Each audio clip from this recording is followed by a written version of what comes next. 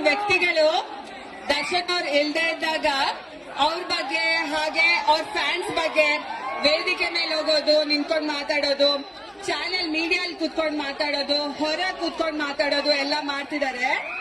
ಅದೇ ಜನಗಳು ದರ್ಶನ್ ಅವ್ರು ಇದ್ದಾಗ ಅವ್ರು ಬೆಂಗಳೂರಲ್ಲಿ ಇರ್ತಾರಾ ಇಲ್ವಾ ಅಂತಾನೆ ಗೊತ್ತಾಗಲ್ಲ, ಎಲ್ಲಿ ಮಾಯ ಆಗ್ತಾರೆ ಅಂತಾನೂ ಗೊತ್ತಾಗಲ್ಲ.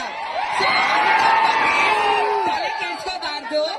ದರ್ಶನ್ ಅವ್ರು ಹೇಳಿರೋ ಹಾಗೆ ಯಾರು ಏನೇ ಮಾತಾಡಿದ್ರು ನಾವು ನೊಂದ್ಕೊಳ್ಳಲ್ಲ, ಕೋಪ ಮಾಡ್ಕೊಳ್ಳಲ್ಲ.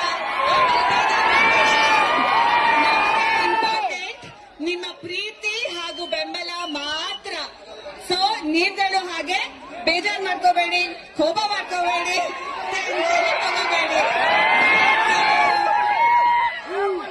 ಬೆಳಗ್ಗೆ ಎದ್ದ ತಕ್ಷಣ ಮಕ್ಕಳಿಗೆ ಏನ್ ತಿಂಡಿ ಮಾಡ್ಕೊಡ್ಬೇಕು ಅಂತ ಯೋಚನೆ ಮಾಡ್ತಿದ್ದೀರಾ? ಮಕ್ಕಳಿಗೆ ಉತ್ತಮ ಆಹಾರ ಅಂತ ಅಂದ್ರೆ ಸಿರಿಧಾನ್ಯದಿಂದ ತಯಾರಾದಂತ ಆಹಾರ. ಗರಿಗರಿಯಾದ ಮಸಾಲೆ ದೋಸೆ, ರಾಗಿ ದೋಸೆ ಹಾಗೂ ಇಡ್ಲಿ, ಪಡ್ಡು, ಉಪ್ಪಿಟ್ಟಿನ ಜೊತೆ ಚಪಾತಿ ಹಿಟ್ಟು ಸಹ